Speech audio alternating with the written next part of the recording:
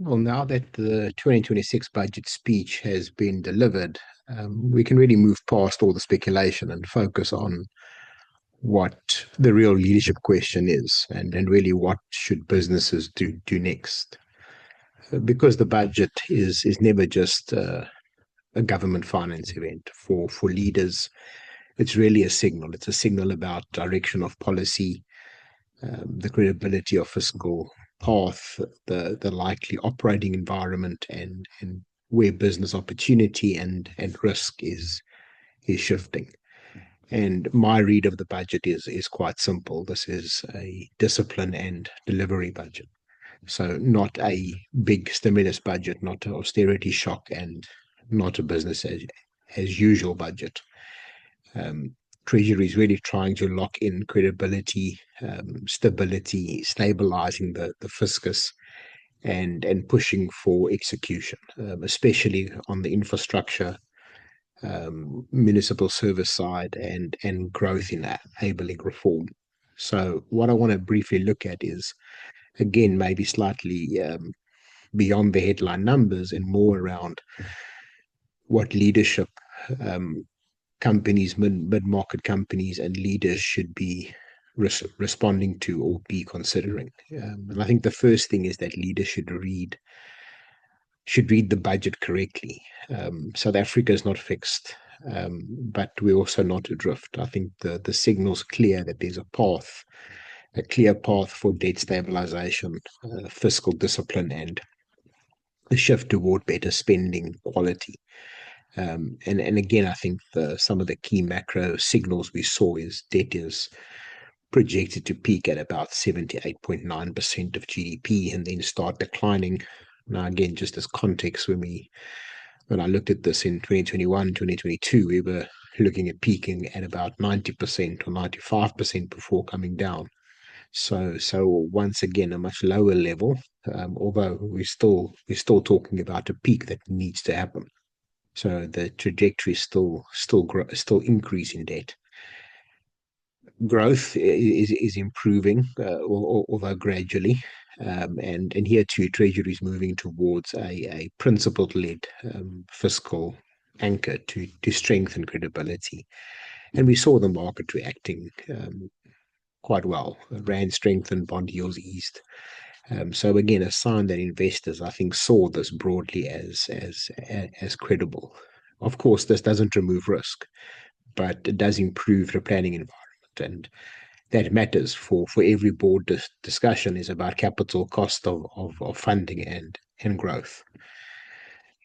A second point I think to consider is that leaders and boards and executives should reopen their strategic assumptions. Although, given if you're doing correct strategic reviews and scenario planning, this is hopefully an ongoing process and not a once a year activity.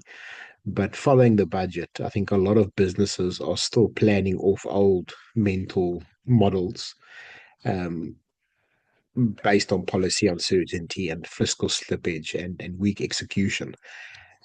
Now, the budget doesn't solve all of this, but it does suggest a more coherent policy direction than many expected. So this is really a moment to retest your growth assumptions, your capex timing, your refinancing strategy, your working capital planning, and of course, your view around South Africa's risk premium. So, in other words, what we're asking is, are we still planning for South Africa of 18 months ago, or are we looking at South Africa and that African opportunity that Treasury is really trying to build? And of course, this question alone can change your investment posture. A third point, and this is probably, I think, one of the most important point, is to prioritize constraint busting investments. And here the budget makes it clear that South Africa's growth strategy is not about broad spending, but it's about fixing bottlenecks. And the bottlenecks are still the same as what we're likely very well aware of, related to energy, logistics, municipal service delivery, infrastructure execution, and of course operational reliability. So the question for business then is, is not what should government do, but the question is what can we invest in now that reduces our exposure to those constraints. So this means projects that will improve your power resilience, water security, route to market reliability, digital process speeds, and operational continuity. Those are not defensive projects anymore. They are really strategic growth projects. And in this environment, resilience and productivity are really the same conversation. A fourth point is to treat infrastructure as a commercial strategy. It relates to the earlier point very well. Again, Treasury has placed infrastructure and service delivery at the center of the medium-term agenda, with a strong emphasis on transport, logistics, and public investment execution. And leaders should hear that as a strong market signal. Once infrastructure becomes central to the public agenda, the opportunity, of course, expands far beyond just simple construction. This includes engineering, it includes maintenance, it includes finance, system integration, digital platforms, technical services, project preparation, and of course operational partnerships. And I think here is a key point. I think too many firms wait for the tender, but then the strategic positioning window is already closing. So the real advantage is to look start much earlier in the project preparation, in the consortium formations, in the bankability support, and the risk sharing design. So you need to ask yourselves, where can we participate in the infrastructure value chain before procurement actually starts? And this is where executives and leadership teams can move fast. The fifth point is around, and this is one that I think is most practical implication of the budget, but is built on the municipal risk strategy. And Treasury was, I think, very direct about municipal distress and linked future support more tightly to performance and reform. And the budget also aligns targeted support for metro trading services, especially electricity, water, sanitation, and waste, with much stronger performance orientation. And here too, for business, this is not a public policy footnote, but it's an operating model issue. So we know that municipal failures affect uptime, permits, logistics, delivery, expansion, timing. So again, if you're an executive, if you're a CEO, entrepreneur, it's strongly recommended that over the next 90 days, you really map and understand your municipal dependency per location, utility reliability exposure, your local service delays, your contingency cost, location level operational risks, and then use this map to guide you in what your CapEx sequencing looks like, what your site strategy and location strategy looks like, and of course, business continuity planning as one. I think this is one of the high level value actions leadership teams can take right now to ensure their business resilience, but really transform that into a capability as well. The budget tax stance was more supportive than I think many expected.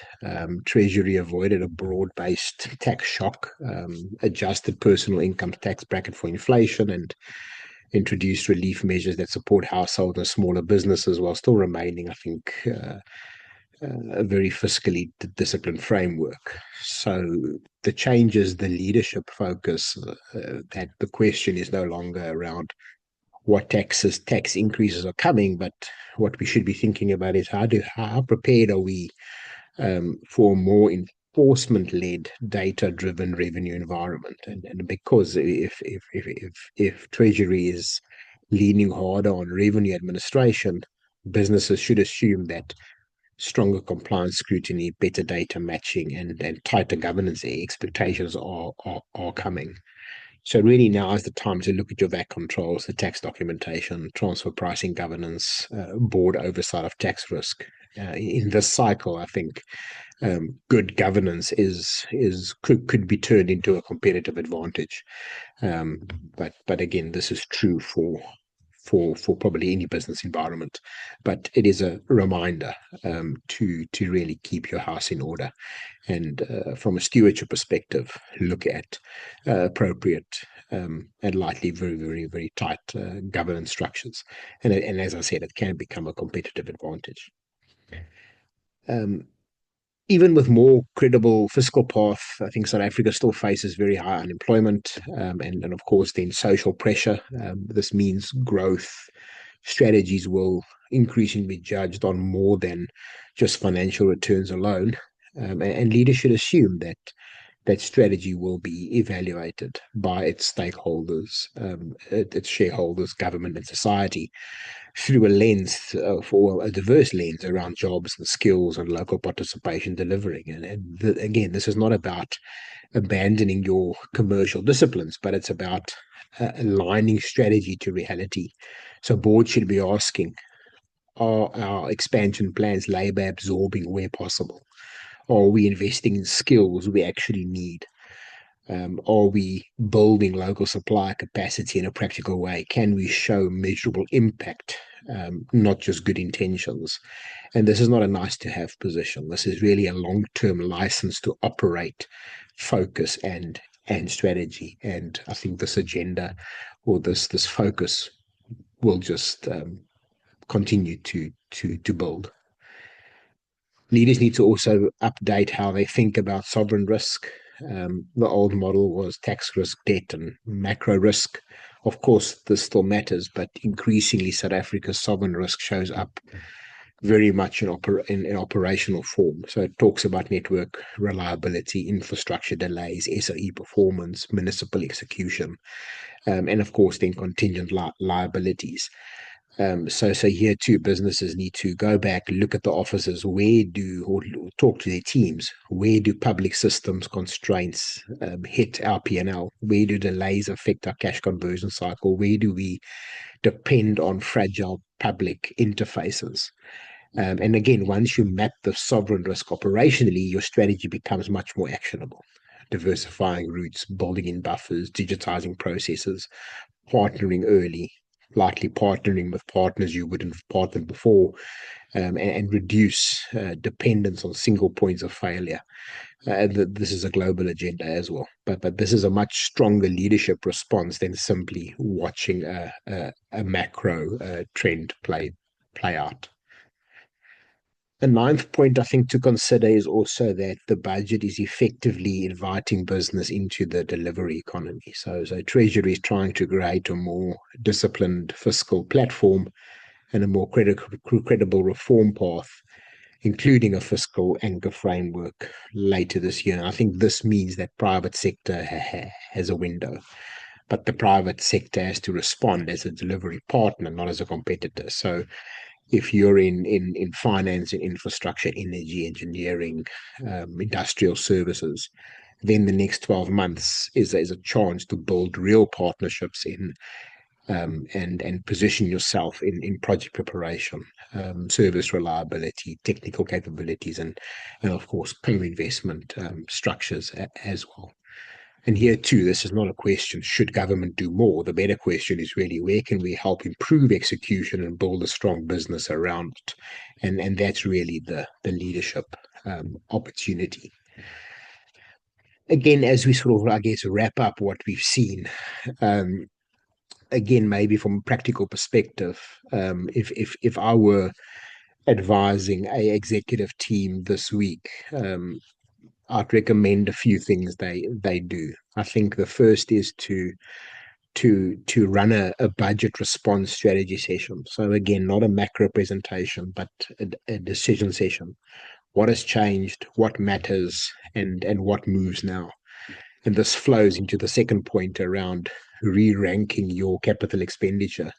So push projects up the list that improve your resilience, your productivity, and exposure to system constraints.